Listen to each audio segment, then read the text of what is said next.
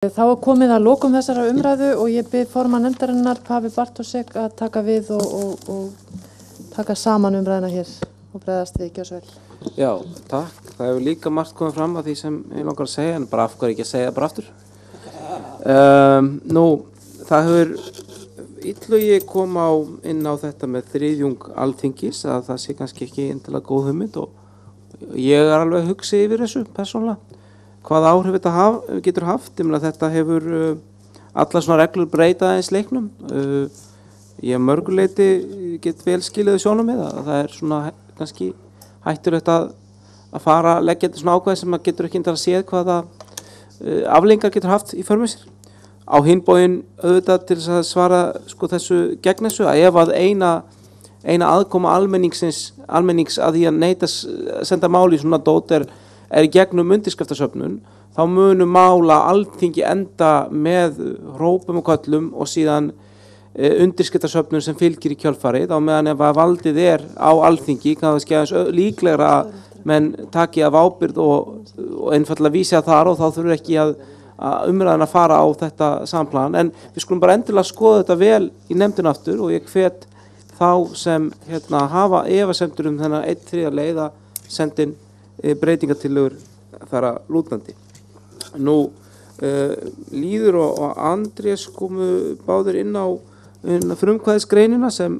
þeim þykir ekki ganga nógu langt og þetta hefur verið rætt í nefndinni oft og við einfaldlega erum öll ekki alveg sammála þessi atriði hve langt eigi að ganga. Ég ber þó nokkra virðingu fyrir þeim sjónarmiðum beins lýðræðis en ég svona ímynda mér hvort þau skref sem stigin eru hér sé ekki heilmikil allavega í bili og gefa þjóðin ekki mun meiri aðkomu að því að hafa aðkomu lagasetningu heldur hefur verið hingað til. Þannig ég fyrir mitt leyti ekki svona tregur til að stíga mun lengra en það auðvitað svona það heill litróf af skoðunum þessu efni og til að mér eitt sem Katrín nefndi sem oft hefur sem kom líka fram í umræðum okkar í nefndinum hvort að það eigi að vera þannig að mál sem falla á þinginu geti einhvern veginn farið fyrir þjóðaratkvæði og það var rætt, það var ekki svona meirihluti fyrir nefndina að stórstöddu að fara þá leið, þannig að í þessu tillögu sem lögður upp hér til grundvallar þá það þannig að öll mál sem verða lögum þurfa einhverju tímapunkti að hafa meirihluta á Alþingi á bakvið sig.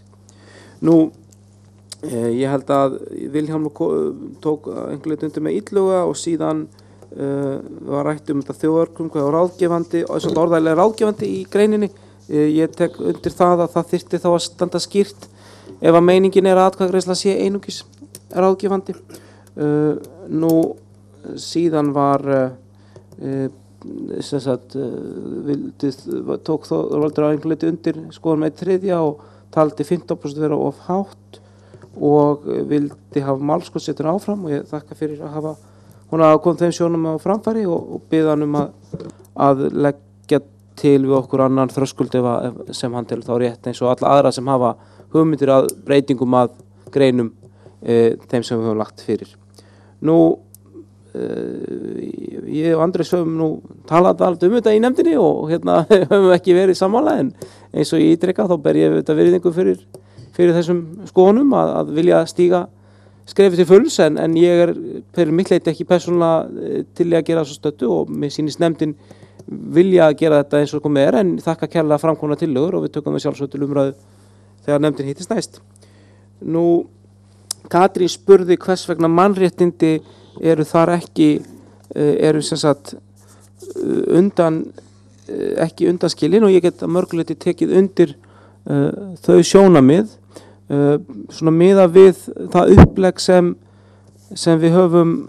verið með varðandi annað þá auðvitað til í myndinni að frumvörp sem fari við þing þurfa þetta samræmast stjórnarskrá og ef að einhver hluti þingmanna telur að á einhverju tímabili að þau gera ekki þá geta bæði skotum til lögrétt og síðan til sérskipas Hæstaréttar þannig að ætti ekki að vera þannig að neitt af því sem færi gegnum þingið væri að brjóta á mannréttindum en ég fullur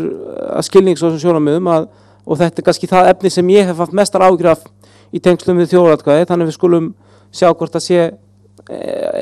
sé til eitthvað orðalag sem gæti hnýtt á þessu, að sé ekki þannig að réttindi minnihlutans hverju sinni sé borin undir að þau hvíli einhvern veginn á vilja meirihlutans. Það kannski mörg leyti óheimilt fyrirkomulag. Nú, það sama með, og Katrín nefndi þessa málaflokka og það auðvitað þannig að mörg leyti má taka undir það að af hverju að skattamálefni að vera undanskilin því að fara yfir þjóðaratkvæði ef við leyfum annað borð, og þetta auðvitað bara eins og kannski það að sum málefni þess eðlis maður hafa áhyggjur af þeim inn í þjóðaratkvæði, og þá á meðan við erum að fitja okkur inn þá átt, þá eru kannski sumir róri með að hafa slíkar undantekningar þarna inni, og ég nú alveg einn þeirra, en við skulum bara skoða þetta betur þegar nefndin tekur þetta fyrir aftur á fundi sínum á þriðjudag. Annars þakka öllum kærlega fyrir góða umræðu og óska ykkur góðrar helgar.